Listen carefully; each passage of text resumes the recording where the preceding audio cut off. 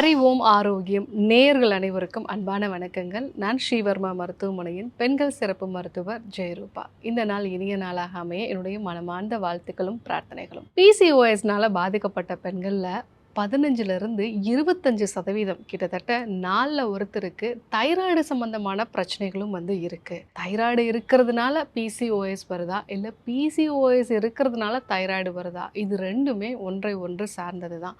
So இந்த தைராய்டுக்கும் PCOSக்கும் என்ன தொடர்பு இருக்குது, இதை எப்படி சரி செய்கிறது, அதை பற்றி தான் நம்ம இன்னைக்கு பார்க்க போகிறோம். பெண்கள் மாதவிடாய் கோளாறோட வராங்க, முடி கொட்டுற சம்பந்தமான பிரச்சனையோட வராங்க, உடல் எடை அதிகமாக இருக்குது. இந்த 3 விஷயமே PCOSலேயும் இருக்கும், தைராய்டு சம்பந்தமான பிரச்சனைகள்லையும் இருக்கும். ஆனால் இதில் கொஞ்சம் ஒரு மாற்றத்தை நம்ம பார்க்கலாம். இப்போ தைராய்டுனால பாதிக்கப்படக்கூடிய நபராக இருக்காங்க அப்படின்னா அவங்களுக்கு முதல்ல இந்த புருவத்தில் இருக்கக்கூடிய முடி வெளிப்பகுதியிலேருந்து கொஞ்சம் கொஞ்சமாக குறைய ஆரம்பிக்கும். அதீதமான உடல் சோர்வு இருக்கும். ஸோ உடல் முழுவதுமே ஒரு வாட்டர் பேக் மாதிரி வெயிட் போட ஆரம்பிக்கும். ஸோ இது கூட அவங்களுக்கு மாதவிடாய் கோளாறுகள் வரலாம். முடி ரொம்ப தின்னாக மாறுறது, இந்த மாதிரியான அறிகுறிகள் எல்லாமே அவங்களுக்கு வர ஆரம்பிக்கும். கை கால்லாம் ரொம்ப சில்லுன்னு இருக்குது, அவங்களால கோல்டை அவங்களால அவங்க பாடியால் அடாப்டே பண்ணிக்க முடியாது. இன்னும் சொல்லப்போனால் ஹீட்டும் அவங்களால அடாப்ட் பண்ணிக்க முடியாது, கோல்டும் அவங்களால அடாப்ட் பண்ணிக்க முடியாது. மலச்சிக்கல், செரிமான கோளாறு சார்ந்த பிரச்சனைகள் இருக்கும். இது நிறைய தைராய்டு சம்பந்தமான பிரச்சனை இருக்கிறவங்களுக்கு இருக்கும். PCOD மாதிரியான ப்ராப்ளம் இருக்குன்னா அவங்களோட வெயிட் கெயின் பேட்டர்னே வேறு மாதிரி இருக்கும். உடம்போட நடுப்பகுதி நிறைய வெயிட் போடும், கை கால்லாம் ஓரளவுக்கு ஒல்லியாக தான் இருக்கும்.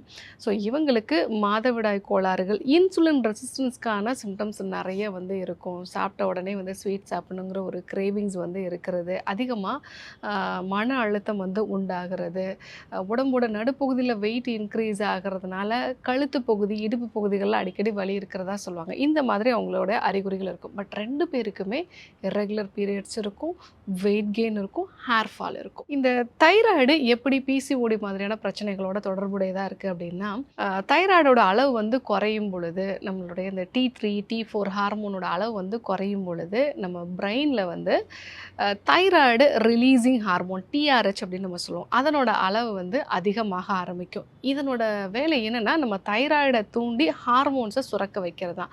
ஆனால் இது கூடவே இது என்ன பண்ணும் அப்படின்னா ப்ரொலாக்டின்கிற ஒரு லெவலை அதிகப்படுத்தும். இந்த ப்ரொலாக்டின் ஹார்மோன் என்ன வேலை செய்யும் அப்படின்னா, பெண்களுக்கு மெயினாக குழந்தை பேருக்கு அப்புறமா பால் சுரப்பை அதிகப்படுத்துறதுக்காக தான் இந்த ப்ரொலாக்டின் ஹார்மோன் தேவை. அந்த ப்ரொலாக்டின் ஹார்மோன் அதிகமாச்சுன்னா அது டைரெக்டாக நம்மளுடைய கருமுட்டை உருவாகிறத குறைச்சி ஒரு டெம்பரவரியாக நமக்கு அமெனோரியா கண்டிஷன், அதாவது டெலிவரிக்கு அப்புறமா நிறைய பேருக்கு பீரியட்ஸ் வராமல் இருக்கும் இல்லைங்களா, அந்த கண்டிஷனுக்கு நம்ம பாடியை கொண்டு போயிடும்.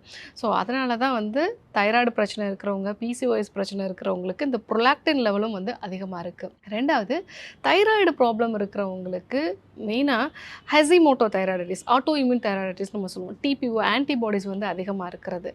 இந்த மாதிரி பிரச்சனை இருக்கிறவங்களுக்கு ஈஸ்ட்ரோஜன் ப்ரொஜெஸ்ட்ரான்லேயும் பாதிப்பு இருக்கும். அவங்களுடைய கட் பாக்டீரியாஸ் இம்பேலன்ஸாக இருக்கிறதுனால PCODயும் வரும், தைராய்டு மாதிரியான பிரச்சனைகளும் வரும்.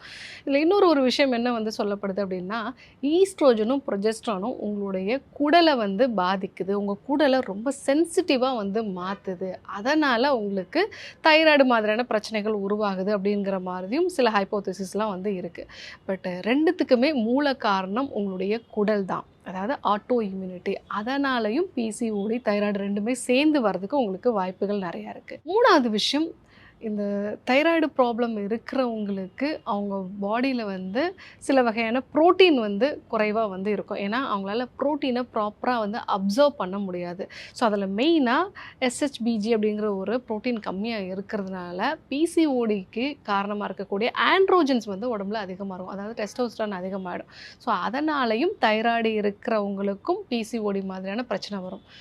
4வது விஷயமா, தைராய்டு இருக்கிறவங்களுக்கு வெயிட் கெயின் ஆகிறதுனால உடம்புல இன்சுலின் ரெசிஸ்டன்ஸ் அதை உருவாக்கி அதனாலேயும் உங்களுக்கு PCOD சிம்டம்ஸ் வரலாம். ஸோ இது இரண்டுமே ஒன்றை ஒன்று சார்ந்ததாக தான் இருக்குது. அதனால தான் இதற்கான சிகிச்சை நம்ம கொடுக்கும் பொழுது தைராய்டில் ஏதாவது ப்ராப்ளம் இருக்கா அப்படிங்கிறத நம்ம செக் பண்ண சொல்கிறோம். மெயினாக TPO ஆன்டிபாடிஸ் நம்ம செக் பண்ண சொல்லணும், வைட்டமின் D நம்ம செக் பண்ண சொல்கிறோம். அந்த தைராய்டு ப்ரொஃபைல்லையே ஃப்ரீ T4ஓட அளவு எவ்வளோ இருக்குது அப்படிங்கிறதையும் நம்ம செக் பண்ண சொல்லணும். DHEA அப்படிங்கிற ஒரு ஹார்மோனோட அளவு எவ்வளோ இருக்குது அப்படிங்கிறத நம்ம செக் பண்ணணும். இதெல்லாம் கரெக்டாக நம்ம செக் பண்ணால் தான் நம்ம உடம்புல என்ன ரூட் காஸ் அப்படிங்கிறத நம்மளால் கண்டுபிடிக்க முடியும்.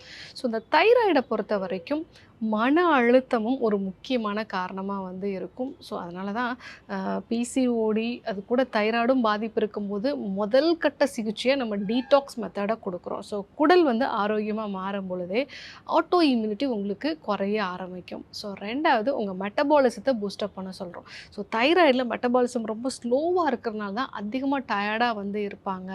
ஸோ எப்போவுமே வந்து அவங்களுக்கு தூங்கிட்டே இருக்கணும் போல் ஒரு உணர்வு வந்து அவங்களுக்கு இருக்கும். பகலெல்லாம் டயர்டாக இருப்பாங்க, நைட்டெல்லாம் தூக்கம் வராது. இந்த ஒரு வியர்டு கண்டிஷன் வந்து இருக்கும்.